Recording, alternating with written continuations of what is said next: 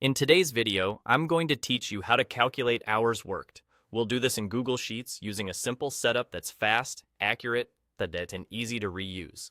Imagine a basic time tracking sheet with 4 columns: date, start time, end time, and total hours.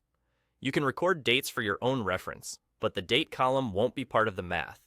The calculation is all about the start time, the end time, and the total hours. Let's walk through a clear example so you can follow along. In the start time cell, which is B2, type 9 km. Size 9 km. In the end time cell, which is C2, type 5 o'clock p.m. Make sure you include AM or PM so Google Sheets knows these are times and not plain text. If the times align to the right of the cell, that's a good sign that Sheets recognize them correctly.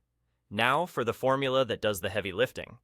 Click into D2, the total hours cell, and type exactly this, equals C2 B2 24. Press enter.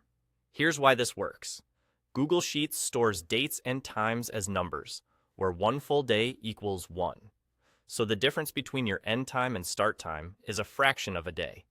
To convert that fraction into actual hours, we multiply it by 24.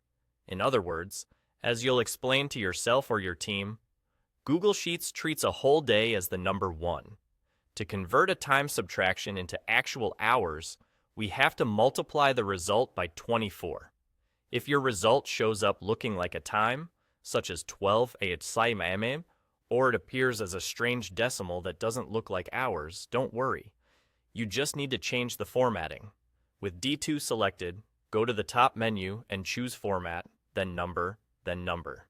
You'll see the value switch to a clean 8